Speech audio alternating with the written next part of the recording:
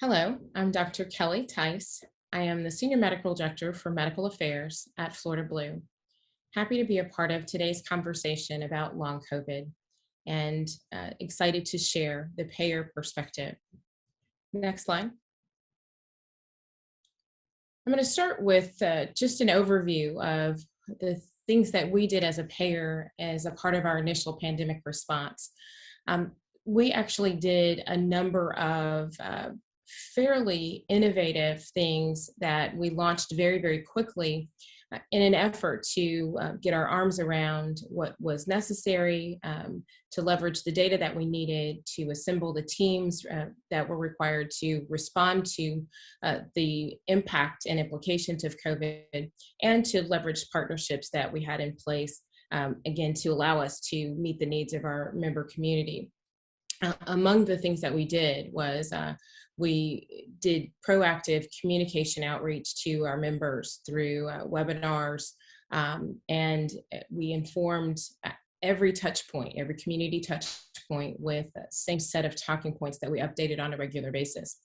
We also created a clinical pandemic response team. This was a group of clinical stakeholders that came together to share information, but also to respond to the things that we identified as problems or pain points for our members.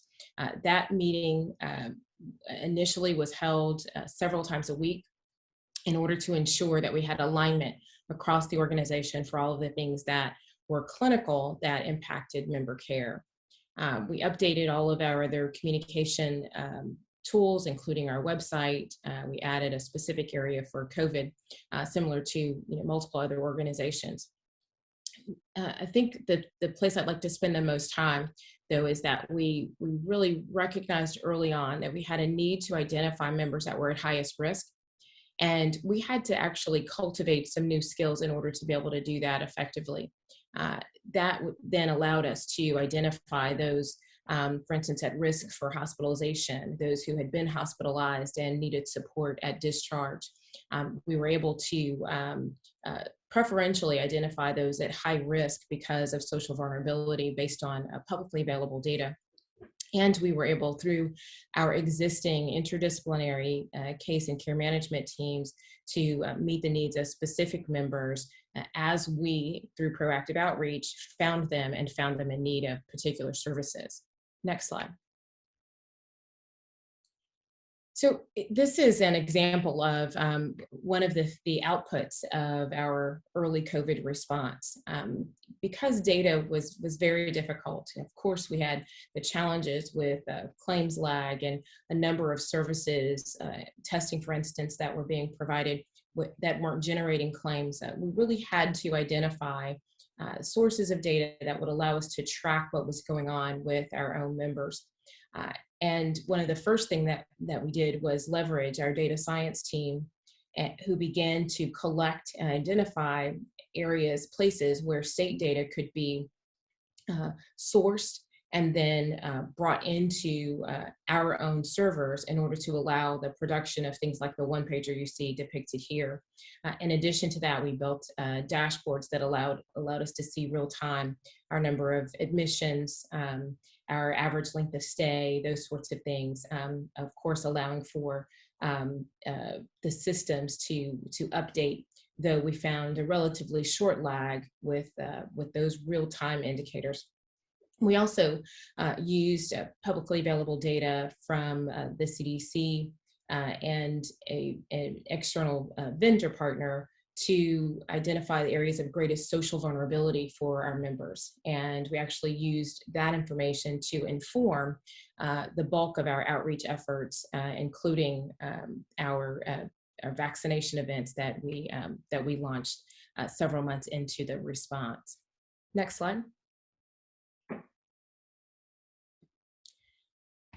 So the member campaigns that we launched, as I mentioned, we knew needed to be extraordinarily focused and concise.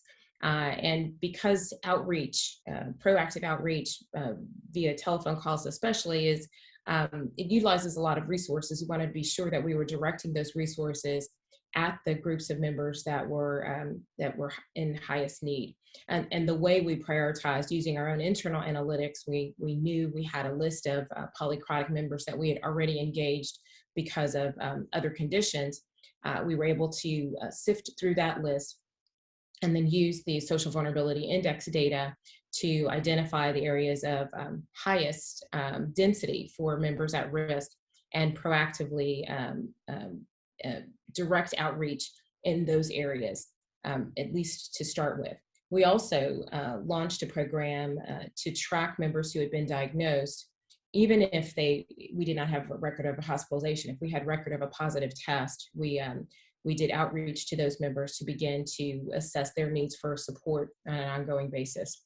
I mentioned at the outset that we did a number of webinars, and we pushed and guided our members to the webinar information in order to be sure they had not only an opportunity to hear from me and our other medical directors about COVID information specifically, but also every webinar ended with a live Q&A, which allowed members and other participants to ask questions about COVID and have what we hope felt like an individual response to their particular concern or question. We also systematically, after each webinar, answered every question that we weren't able to get to during the webinar broadcast, which again allowed for that flow of information and for all of those who were in attendance to feel as though they had heard from us. Now, this required a number of partnerships, both internally as well as externally, in order to be sure that we could provide the accurate information to the right member in a timely fashion. We used that vulnerability information, for instance, to identify partners in the area that, when challenged, we could work with to deploy very quickly a vaccine event or testing events in the local communities, again, to reach the members that we had identified that were at greatest need. We also extended similar supports to our providers. When we talk about health inequities, one of the challenges that we recognize is that there are a significant number of members who are at a disadvantage who are cared for by solo practitioners or those that may be in small practices. And it was precisely those providers that we found in greatest need of support early in the pandemic and throughout. So we did some specific outreach to our provider partners to ensure that they had the support they needed, both from a PPE perspective, but also related to information and other resources, for instance, support as they tried to stand up virtual care and virtual services. We rapidly found that as we as a team identified the things that we needed to put in place in order to care for our members, that we needed to be very comprehensive in solving for that. And it really made no difference at all if we were able to launch something on our side in terms of benefits or new services if the provider of record could not utilize those services on his or her end. So we really built what was a comprehensive approach to this work. And as you'll see, as I shift to discuss long COVID, it was that framework that was created that actually served us well as we began to understand that a significant number of our members were in fact having persistent symptoms related to COVID. Next slide.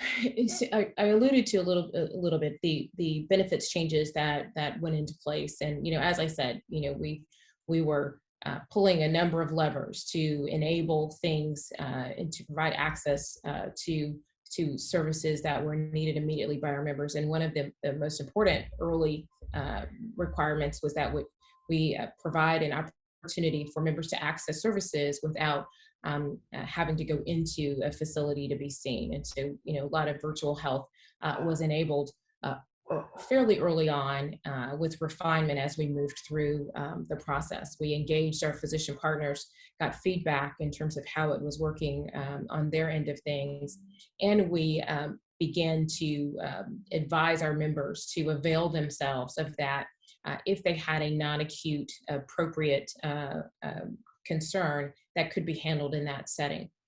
We also provided guidance for our members in how to safely, go to the physician's office or to the hospital if they, in fact, had something that couldn't be handled in a virtual setting, in an attempt to reassure those who might have been concerned about exposure to COVID and, as a result, were delaying emergent care. We also launched a hotline that, as one of our early surveys indicated, just significant stress in our member community and our community at large. And so through our partner, New Directions Behavioral Health, we actually manned a 24-hour support hotline for several months at the start of the pandemic. Next slide.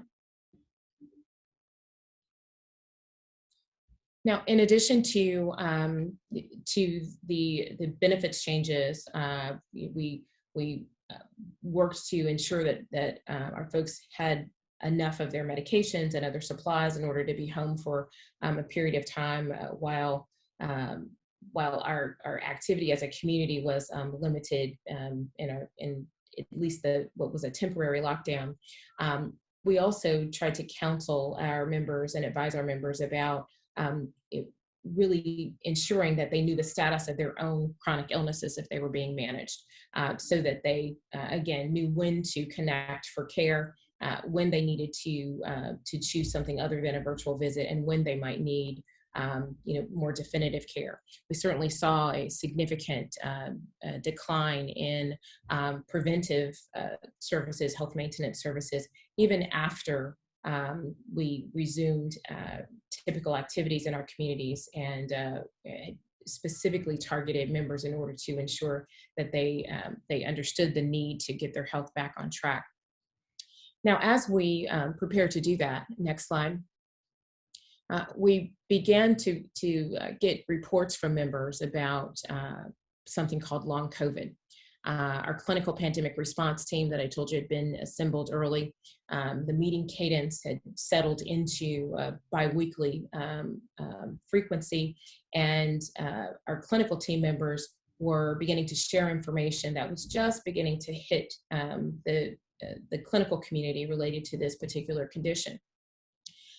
One of the things that we did very early on was begin to question our members. So all of the framework that I've created, that I mentioned that we created to support our members through the COVID response, including our care management teams who were doing the proactive outreach calls.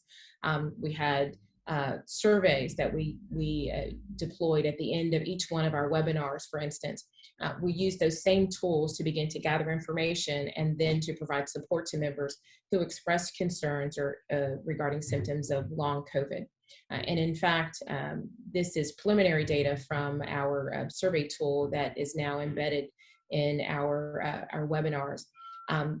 What we found was that we had at least a quarter of members who had symptoms beyond 2 months of diagnosis. Only 6% of those who responded to our survey had actually been hospitalized, and then a fair number of them, so almost 2/3 of them, said they were not getting the health care they needed to manage their symptoms, and if they were, many of them were getting it outside of their primary physician, their primary medical home. We came to the realization of a diagnosis of long COVID, knowing that COVID was already having disparate impacts. We recognized the disruption of the healthcare system that had occurred as a result both of reluctance of members and patients to seek care, but also because the system itself was overwhelmed, overburdened. I mentioned smaller practices and providers whose offices and the operations of their offices was interrupted for periods of time. So we knew that we had disparate impacts that were going to have to be addressed. And then we realized that not only that, but that there were a significant number of members, unbeknownst to us, that were likely to experience symptoms of long COVID. And so the survey data serves only to direct us to really seek additional information and provide a comprehensive response for long COVID. As we move forward, we will refine as we go. As we gather more information, we will update all of our various touch points with either the additional resources we identify that are needed or with the ever-changing and growing clinical information. And I'm happy to say that because we very early on created an infrastructure that allowed for very efficient communication between our internal stakeholder groups, we were able to fold this information in actually pretty rapidly and begin working on responses rather than beginning the learning that would have ensued had we not had a framework to build upon. Next slide. One of the other the things that is key about long COVID and really COVID in general is that in many instances, as we are working to familiarize ourselves with the clinical data that exists related to COVID, there are numerous individual studies or individual cases that that really shine a light on the difficult implications that this illness can have. And while we await further trial results and more definitive data, we certainly have knowledge of a number of members who have had significant impacts from long COVID. One of the things that we do and that we're very intentional about is we use our relationships with our members through our care management programs typically to hear their stories. And to advance their stories so that, again, as we wait for the data to develop, we've got a group of members of our interdisciplinary teams, typically staffed with nurses, pharmacists, licensed registered dietitians, licensed clinical social workers, and physicians who can understand what the individual experience is with a particular illness and ensure that as we build our response systems that we do so with an individual view in mind. And in fact, this particular case is one that that really sort of I think shines the light on the impact, the potential impact of this particular illness. This member actually sought out our long COVID webinar as his first sort of attempt to get information, and reached out to us after the webinar in order to get some additional support and hopefully resources. He was assigned to a care manager who has since then been tracking his progress. He reported, being anxious about his diagnosis. He was very concerned about what might happen, and we connected him through our resources to a number of support services that have helped him to get engaged with care. He has reconnected with his physician, and he has stayed engaged with our care management team to report his symptoms and his progress with getting engaged with specialty and support care. Yeah, because this happened very early in our clinical growth in terms of knowledge related to long COVID, this particular member really had a less than adequate experience simply because his clinical team was learning along with him. The nice thing about being able to track someone on the long term is that we can ensure that he gets connected to what is needed, and that we can identify for him resources that we might engage. We're tracking, for instance, our COVID centers of excellence in our state. We are partnering with organizations that are launching COVID care teams, and we are meeting with them both to learn from them from a clinical perspective, but also to define for our members how our members can access those services as they are being built, which really requires us to be somewhat proactive. The likelihood of someone experiencing symptoms, navigating a system that is so new and is constantly changing, it's too much to ask. And in fact, the vast majority of members that report long symptoms actually do report significant issues with memory, with brain fog, with anxiety, and certainly those symptoms in and of themselves require additional support. Next slide. We do have a long COVID resource site. Just as we built a COVID site on our website to allow members to gather basic information about COVID, be screened using our chatbot for symptoms, determine whether or not they needed testing. We have co-located resources related to long COVID in one place. We know it to be iterative. We update it on a regular basis, and in fact, our medical directors meet weekly with our communications teams to ensure that the information that is being posted is as accurate as possible. We recognize that members experiencing long COVID symptoms require a tremendous amount of support from multiple resources. We need subject matter experts. We have to keep the care management team engaged. We're collaborating with our health and wellness team that runs and coordinates all of our webinars. We have Florida Blue retail centers that exist in many locations around the state, staffed with nurses and community specialists that provide support services on a walk-in basis to not just our members, but to the members of the community. And we're using subject matter experts from our pharmacy areas.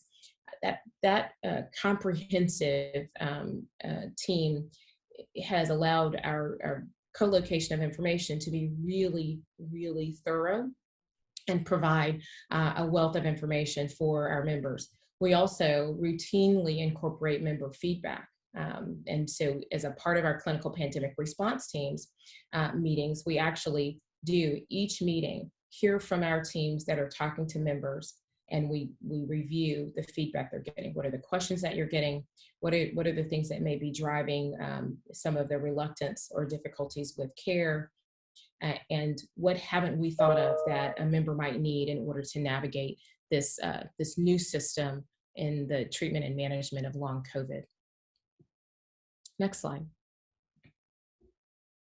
Now, as a payer, we have the ability to see with a very broad lens all of the areas of potential impact for members. And in fact, our approach to work like this is to map the member journey and try to identify ahead of time where the abrasion points may be, and where we then should step in and attempt to close a gap or make a process more efficient. And so the recommendations that we have considered is really to be certain, based on typical symptoms of long COVID, based on the challenge of having an illness that didn't have an ICD-9 code until October 1st. So the data is going to be lacking related to that. Having a condition that can affect multiple systems and present with vague symptoms, and may even present in someone without a history of diagnosed COVID. It requires us to stay in lockstep with our analytics teams, for instance, to be sure that as we are identifying new symptoms and new presentations, that the algorithms for identifying them on the analytics side are also being updated. We have had to connect also with other members of our team to ensure that our member benefits appropriately cover some of the requirements. The physical implications of long-term symptoms that cause physical debilitation, it warrants a review of access to physical therapy services, for instance. We've engaged our physician advisory panel to learn about their typical approach to workups of these patients, so that we can, again, predict what the needs might be in the inpatient and the outpatient setting. We also, as we're revising and expanding our behavioral health strategy in order to better support our members, find that there is an additional need for support in this area as well, and so have engaged our behavioral health team to ensure that they are a part of conversations related to our long COVID care and treatment programs. We also are tracking the access to treatment for our members. Remember early on in my presentation, I talked about social vulnerability index data and in looking at where we had members that were most vulnerable and where we needed to intervene. This same concepts will apply here. So in terms of identifying members who may not know how to navigate the system because they have health literacy issues or because they have such significant financial strain, there are implications in terms of trying to remain employed, for instance. We may proactively reach out to those who have a COVID diagnosis and persistent symptoms to help them, help route them through the care continuum related to this. Much more to come where this is concerned, and certainly I have been very proud of my team and our ability to create a responsive system of care for our members with long COVID that hopefully will serve as a model for other payers who are doing this work. I think, you know, if there were one additional takeaway, the only other thing I would say is that we conversations about these issues with the right stakeholders at the table to ensure that we can hear from our members and then respond timely to the things that continue to create barriers to their access to care. Thank you for the opportunity to participate in today's conversation.